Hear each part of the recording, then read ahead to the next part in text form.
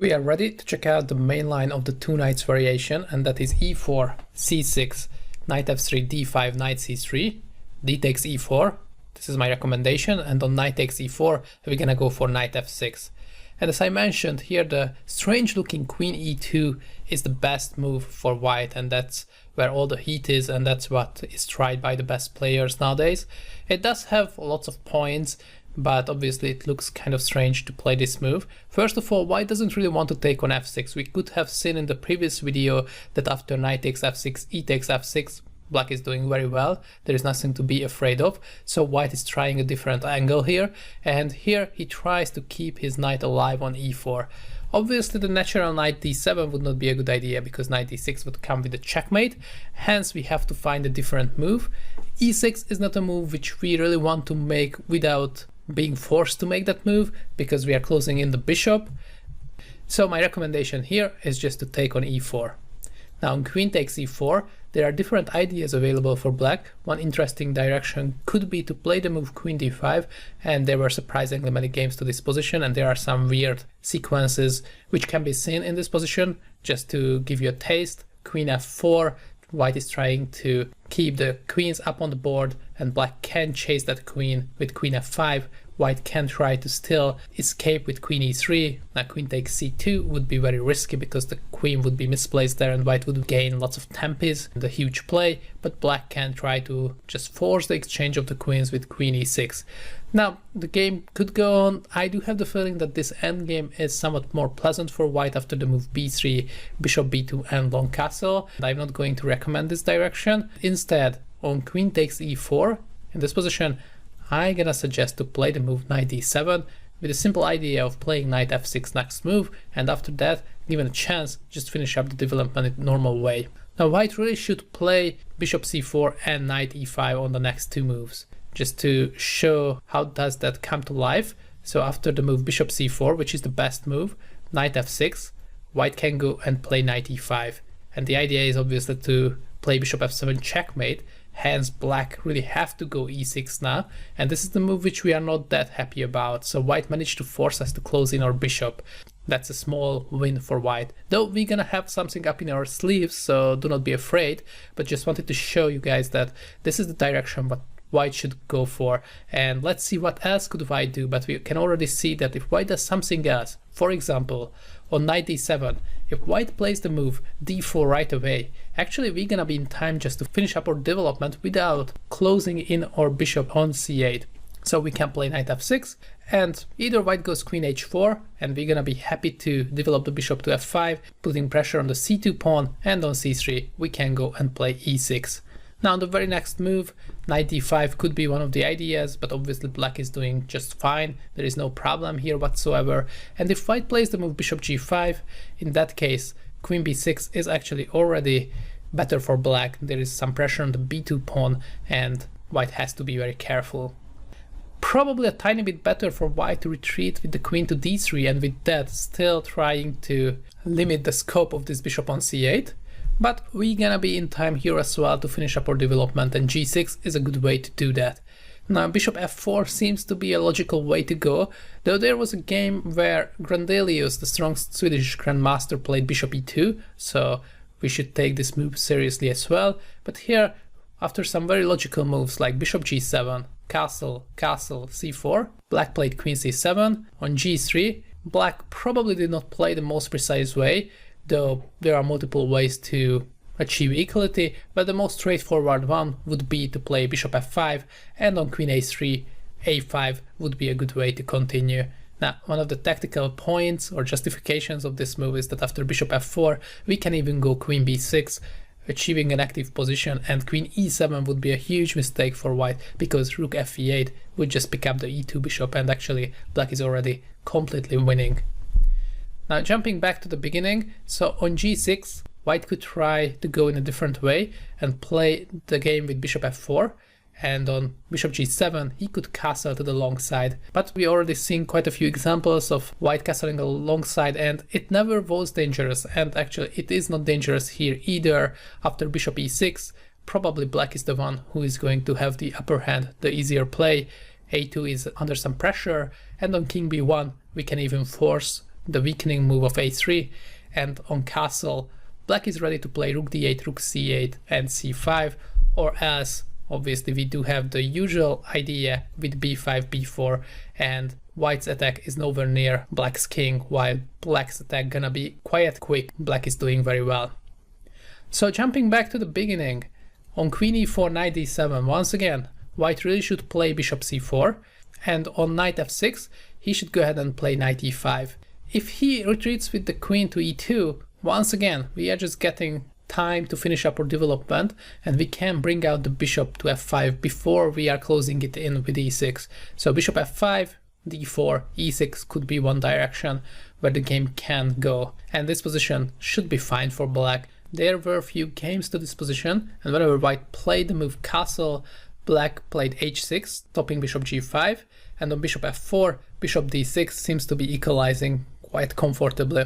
There was one game between Yu Yangji and Nakamura where Yu Yangji played the move knight e5, seems quite logical, and on castle he played c3, queen c7, rook ad1, rook ad8, everything is very logical, and surprisingly after the move h3, which also feels very natural, black is already better, so there are some dangers for white in this position, and knight e5 was the very strong move, and turns out that there is a pin over the dark square, so whenever the bishop retreats to g3, f6 could pick up some material, so actually the move h3 was a mistake and Nakamura did not capitalize on it with this sequence of knight d5 and f6. But nonetheless, after rook ad8, even if white plays something else besides h3, even then black has nothing to worry about. In another game in the exact same position, instead of playing knight e5, white tried to move bishop e5, and turned out that this one was not dangerous either. Black can just castle, and on h3 once again we can plant the knight on d5, and on c3 there are multiple available moves for black. One which I like quite a lot is the move a5. This is also a reoccurring theme, that playing the move a5, gaining space on the queen side, is something what black is happy to do. a4 might be next, and black certainly solved all of his opening problems. So, jumping back to the critical position, here, if white really wants something, then he should go for the move knight e5, and that's the main idea behind the whole white setup, forcing black to go e6, and with that closing in the bishop on c8. Now once again, we should not be afraid, because we're gonna have a very concrete way to approach this position and solve the problem of the c8 bishop, and that is after queen e2, which is pretty much the only move to be taken seriously in this position. b5 gonna be my recommendation, and we are spicing things up right away, trying to activate our position and not just to defend passively. First of all, this is a pawn sacrifice, but good news is taking on c6 is actually quite a big mistake, and black is already better. We play the very calm queen c7, and turns out that taking on b5, picking up the second pawn, would be outright losing, because a6, very important move, gonna eventually win a piece. Now the only square available for the bishop is bishop a4, and after bishop d7, white pieces are tangled up and there is no way to save them. The knight cannot move because the bishop is hanging, and the knight is actually hanging right away. Queen c4 is the only way to protect the knight, but turns out that knight d5 is the best move here, and after knight b6, black is going to pick up a piece. By the way, rook c8 would be winning a piece as well, and black is much better there too, but knight d5 is the most precise way according to the engine to pick up a piece in a way that we are not giving any chance for the opponent. On queen c7, surprisingly white is not yet just losing a piece. He can play the sneaky move bishop d3, saving the bishop and also keeping an eye on this guy. Queen c6 obviously is not working now because bishop b5 is winning for white, hence we have to do something else.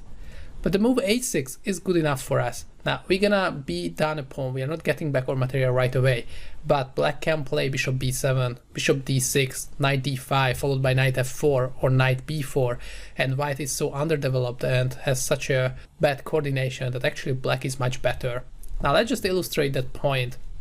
On knight e5, there was one game which actually I played in the Slovakian team championship where I played the move bishop d6. Probably this is not the best move, though I would say this is the most logical one and quite a good one as well.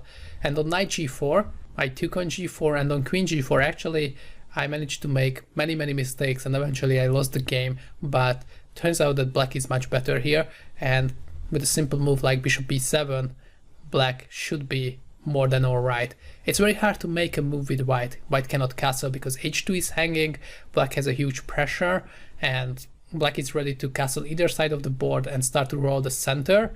And on queen g7, which seems like a logical move, at least picking up one more pawn, but we can just castle to the long side, and visually it's very easy to see that rook g8 is coming, g2 is hanging, and white is in a huge trouble here.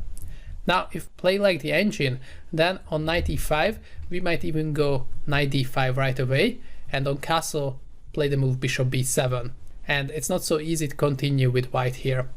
Knight f4 is in the air, after that g2 would be hanging, and also there is a pressure on the d3 bishop, and if white plays f4 then bishop c5 check comes with a tempi, and on king h1 we can even play the move f6. If the knight moves away from e5, then actually there is a problem for white that the f4 pawn would be hanging, and once again this is the engine line, so do not be surprised that there is a strange looking sequence after queen h5 check. Black has to go to e7 with the king, and on queen f7 check we retreat to d8, and with that we manage to get rid of all kinds of knight f7 check ideas for white, and here white is just in a very bad shape. He's still up a pawn after queen c7, and seemingly white managed to simplifying into an endgame, but here the knight has to retreat to g4. If it goes back to f3, once again there is the problem with the f4 pawn, so knight g4, and after knight b4, even though materially speaking white is still up, but his position is just terrible. We do have knight d3 coming up next. If the bishop moves, then knight c2 is coming, and black is much better with his pair of bishop and with his pressure thanks to his active position. So we should go back, and white really should not take the bait, and he should not take on c6 after the move b5. White has two choices. The most popular move is bishop b3, probably it is not a surprise, though bishop d3 is an interesting option and might be a worthy alternative. So let's take a look at those moves. After the move bishop d3, we're gonna continue with queen c7, though bishop b7 could be another way to go, but I think queen c7 is the most precise move, and the idea is to not only protect the pawn on c6, but also trying to put pressure on the knight on e5 as quickly as we can. One thing to keep in mind that actually we are still sacrificing a pawn, because if white plays the move a4, we are not going to have any good reactions in this position. Bishop d6 is the best bet, but white can go ahead and take on c6 now.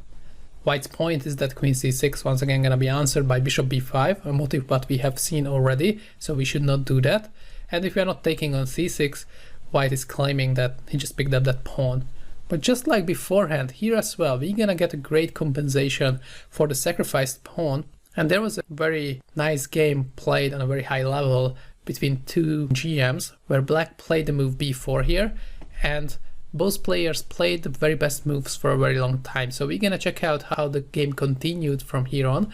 Though probably the most important thing to keep in mind that even though we are down a pawn, we're gonna have a huge compensation for it. We just want to play bishop b7, probably castle sooner or later, bring everything towards the middle, and white has a problem with his c1 bishop, white has a problem with his c6 knight, because it's gonna be eventually hanging, and also white will have a problem solving the problem of his own king due to the fact that the mighty bishop pair just gonna be lined up against it. So in that mentioned game, white played the move knight d4. Knight b5 is a threat, so black had to go a6, but it's still okay. White still has those problems which I just mentioned. White continued with knight f5, very concrete approach. If white is not doing anything immediately, then black will have that very comfortable counterplay which we have just talked about. Here though, we don't want to give up our pair of bishops, so we cannot really castle. Hence, black played the move bishop e5, though this is another pawn sacrifice. Knight g7 check, king f8. Now there is only one square available for the knight, and that is knight h5. And black went ahead and took on h5 and played bishop b7. And probably that's enough from this game, though in the notation I will have some more annotations, given here white still has some problems even though he's up 2 pawns, but his king is quite weak. It might be surprising because our king is also quite a bit exposed, but there is no way for white to do anything about our king. It's gonna be very safe around the middle. We can always swing away to e7 or e8 if necessary. White does not have firepower to go after us. On the other hand, we do have developed all of our pieces. Our rook is ready to come towards the g file. Also, the other rook is not buried away but can come and join the attack. Hence, white is the one who has to be very careful here. So let's just go back. I don't think that it's a good practical choice for white to go after those pawns. I think he should try the more solid move b3. And on bishop d6, in that case, white gonna be in time to play bishop b2. Now, I do like the move knight d5, because the knight can jump to either f4 or b4. If white plays g3, for example, we would go knight b4 right away. If white castles, then we can castle, and once again, either knight f4 or knight b4 gonna be coming. There was one game where white played the move c4, and on knight f4, he continued with queen e3, knight takes d3, knight takes d3, b takes c4, b takes c4, and I think black achieved a very comfortable position. Now, one good setup for black to finish up his development would have been to play the move rook d8, and one of the perks of this move, not only going after the backward d pawn and putting some pressure on the semi-open file, but also we do have one weakness to take care of, and that is the g7 pawn, and after rook d8 we are ready to drop back the bishop to f8 if necessary. By the way, taking the pawn on h2 would be a mistake because white would gain too much activity, so we should not take that pawn. But once again, the simple rook d8 gonna do the trick, and here after the move f4 we can play bishop a6, rook ac1, bishop f8, and black has a very comfortable position. We do have the pair of bishop, even though the a6 bishop is not ideal, but still he's putting some pressure along the f1 a6 diagonal, and also the pressure along the d file gonna be very painful for white in the near future, so we have nothing to worry about. Now let's just jump back to the very beginning. So on b5, bishop b3 is the most frequent move in this position. For a reason, it's the most logical one, I would say. But here we're just gonna do the same thing. We're just gonna play queen c7 quickly, and we are planning to go bishop d6 right away after that, putting pressure on the e5 knight. So, for example, if white starts off with a4, then we go bishop d6, and on d4 we castle, and actually that's just gonna be a transposition to the other lines. White could start the whole thing with castle, but that would not make any difference. We play bishop d6, and white has to play d4 anyways. So, the main line goes like queen c7 and d4 right away, and we go bishop d6. Now white either castles, I would say that's the most logical move, and probably that's the way how most of the game is gonna continue, though white could start off with the move a4 as well.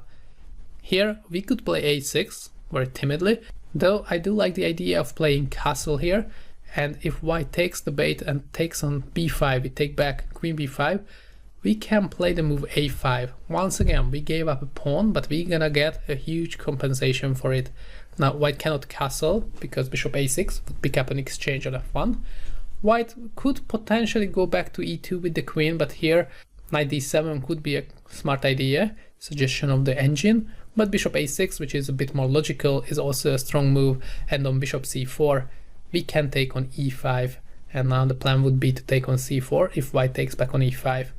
White can still take on a6, but in this case we are grabbing our pawn back on d4. And there was one game which went like this, where white castled.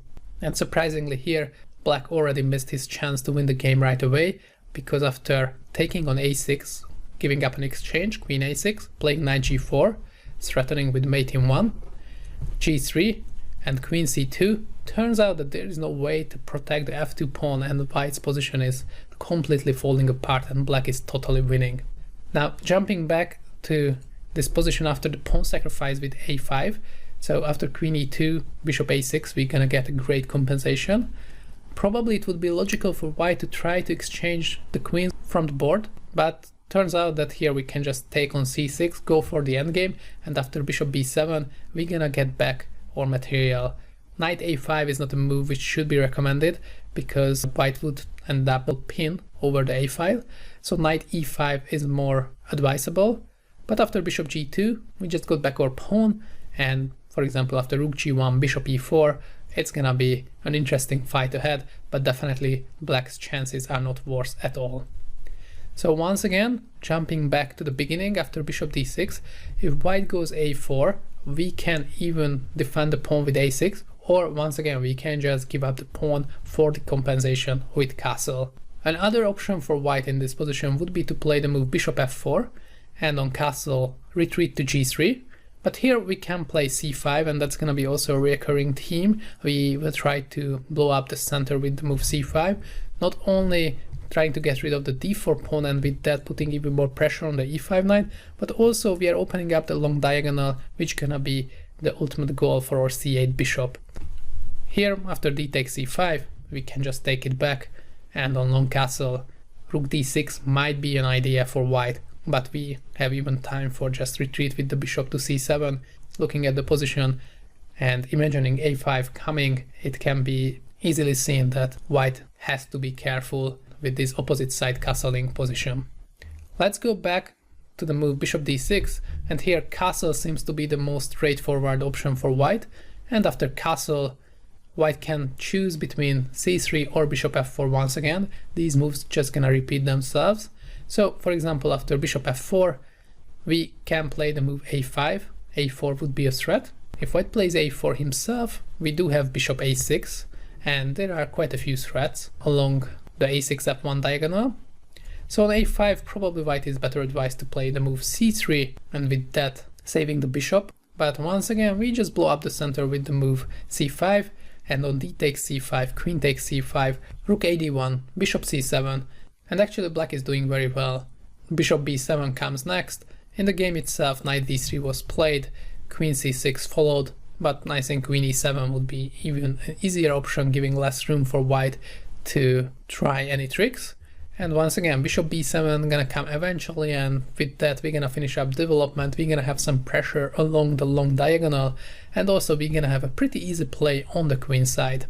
Going back to the main line, after castle, c3 might be the safest option for white, but here once again we're gonna go c5, blowing up the center and not being afraid of queen b5.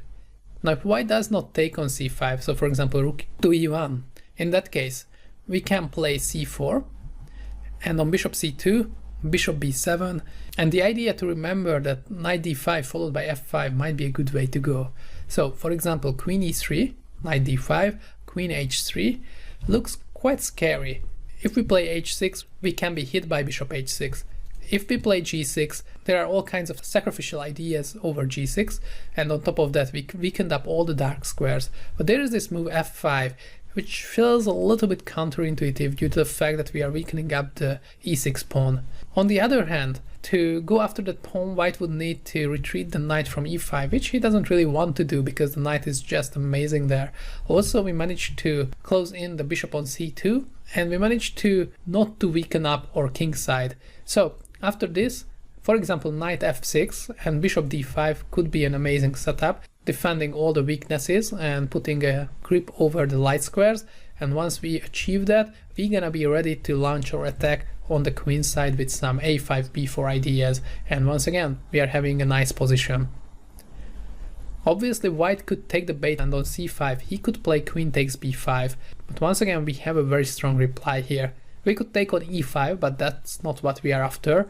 We can play the move a5 actually, and this is very strong. Bishop a6 is just such a strong threat, and white has a hard time stopping that. There was one game where white played queen a4. Now rook e1 would be another direction, but here after taking on d4, c takes d4, bishop a6, there is only one square available for the white queen, that is queen a4. Note that queen c6 would be losing right away due to the fact that we can take on e5. With that, the queen on c6 would be undefended and black won a piece. So queen a4 is a better option for white. And after bishop b4, the rook is hanging on e1, so rook e3. Just going back one move on rook d1, bishop e2 would pick up an exchange right away.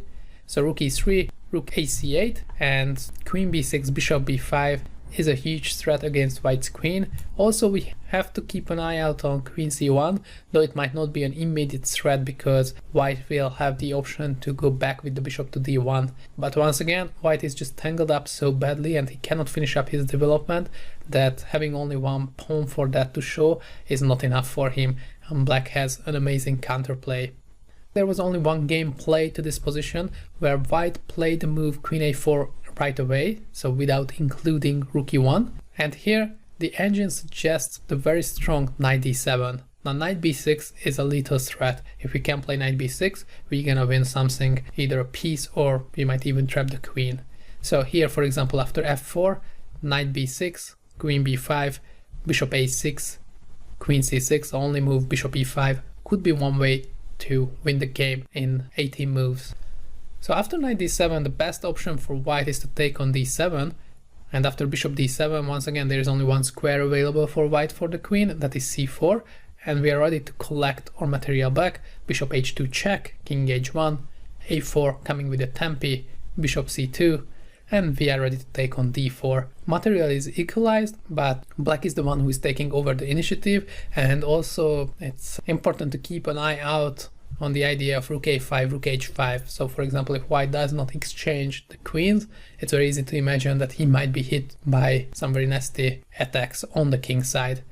Obviously we are not better out of the opening. Probably the best choice for white would be, for example, not taking the bait, not taking on b5 after c5, where they're going for something like rook e1. But once again, even in that case, we are doing quite well. Let's just do a quick recap. So going back to the very beginning, after queen e2, that's the main move against our d takes e4, knight f6 idea in the two knights variation. We're just gonna take on e4, queen e4, and knight d7. And if white gives us time, we're gonna play knight f6 and finish up the development, get the bishop out from c8. Hence, white really has to play bishop c4, knight f6, knight e5. Only way to stop us from developing our pieces. And here we are forced to go e6. But that's not a problem, because once the queen retreats to e2, we're gonna play the very aggressive b5, which is a pawn sacrifice, but we are not afraid to give up the c6 pawn, because here, even if we are not getting back our pawn right away, we're gonna get a huge compensation after queen c7. Now bishop b5, remember that it's a huge mistake, that's just losing on the spot. White should go bishop d3, but once again, we are not afraid. We're just gonna play calmly with a6 and finish up development, get all our pieces out, and we have a good game. If we just go back, white has two other tries here. Bishop d3 might be an interesting idea, and after queen c7, white has this move a4, for example, and with that, he gonna still win a pawn, but once again, that's just the mindset what we should remember. We are not afraid to give up that pawn. So bishop d6, knight c6 is okay. We just go b4. We are playing for the initiative and we have a comfortable position. Probably the move which we're gonna face most often than not is bishop b3, and we're just gonna do the same thing, go queen c7, and just remember the idea of going bishop d6 right after that. We want to castle, and whenever d4 is coming, c5 gonna be in the air, and many times we are not afraid to give up the b5 pawn because we're gonna get some very nice compensation in exchange. And also a5, a4 or a5, bishop a6 gonna be an idea later on. So all in all, this is a nice way to deal with the two knights variation, where we are not playing as passively as we would in many other lines. And also with that, we can even put immediate pressure up on our opponent.